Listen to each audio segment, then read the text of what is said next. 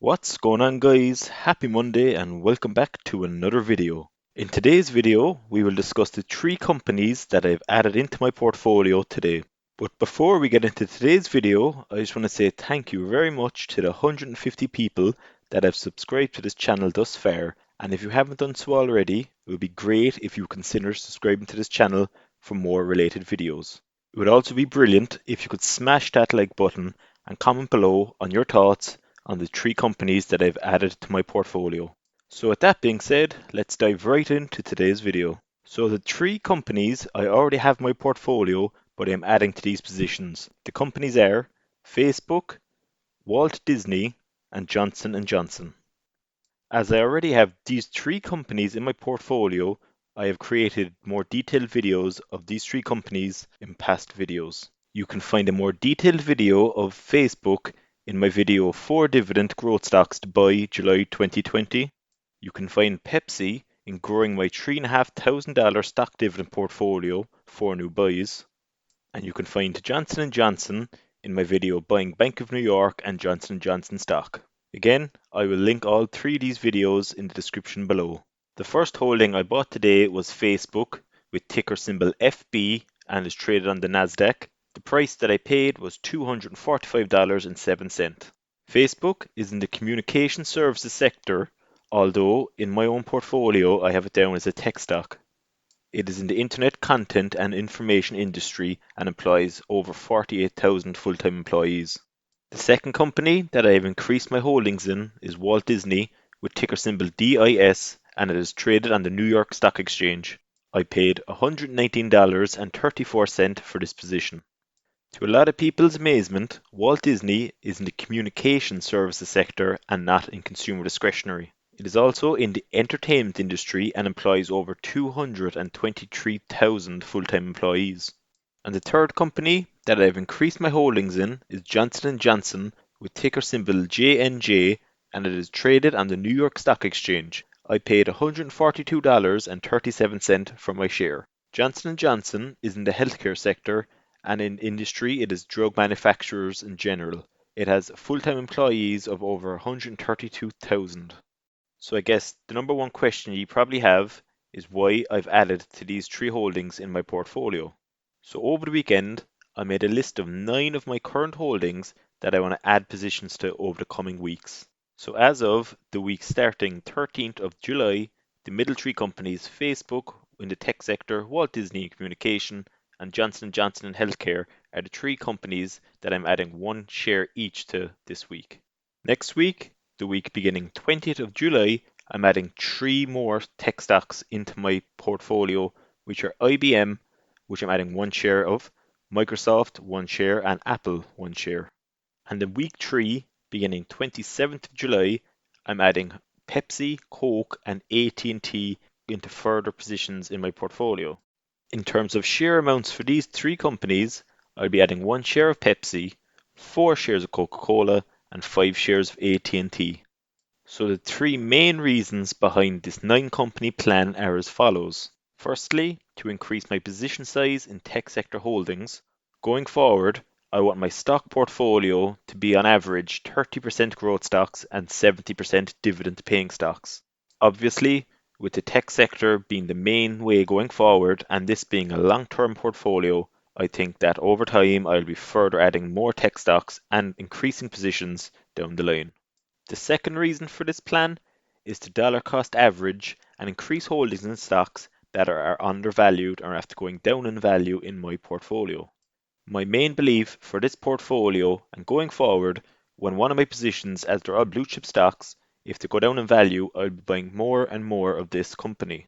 Obviously, due to markets being cyclical, what goes up must go down and vice versa. So it is very important to realize this, that when your companies go down, don't panic, and if anything, buy more because in the long term, it will go back up again. And the third reason why I'll be adding more positions in my portfolio to these 9 companies is to help increase my portfolio's value as I'm aiming to have $10,000 invested by the end of the summer. So as you can see from my diversification table, my overall portfolio is just under $5,000 as of now. By adding these 3 positions to my portfolio, the current diversification will look as follows. In the communication sector, I will have 7.79% of my portfolio, equating to $389. Consumer discretionary, I have 3.7%, equating to $184. In consumer staples, I have 22.24%, which is my second largest holding, equating to $1,111. In the energy sector, I have just over 2.5%, which equates to $127. In the financial industry, I have 13.55%, equating to $677.10. 11.4% of my portfolio is in the healthcare sector, equating to just under $570. In the industrial sector, I have 6.12%, equating to $305. As of now, I have no positions in the materials sector. In the real estate sector, I have 2.28%, which is $113. My largest holding as of now is in the tech sector, equating to 24.13% or $1,205. And in the utility sector, I have 6.23%, equating to $311. With all these combined, it sums up to just under $5,000 invested. Again, another thing I always advise is to look at your diversification on a chart also as well as a table. By using charts such as pie charts, it gives you much better visualization of where your portfolio stands. In one of my upcoming videos, in which I show how I updated my stock dividend portfolio tracker, I will show the importance of all of these charts, for example, in your dividend tracker tab, in your stock growth tab, and as you can see from your diversification tab. So after answering the question of why I've added to these 9 positions in my portfolio, the next question that may be on your mind is what's next. So after adding further holdings of IBM, Microsoft, Apple, Facebook, Walt Disney, Johnson & Johnson, Pepsi, Coke, and AT&T, I have the following plan. So as I just stated, the first part of the plan is to add the 9 holdings to my portfolio. The second part of the plan follows on from the first. After adding these 9 holdings, my portfolio will be closer to the $10,000 mark, and one of my short-term aims is to get my portfolio to over $10,000. The third note on this 7-step plan is to get my channel to over 200 subscribers by the end of July.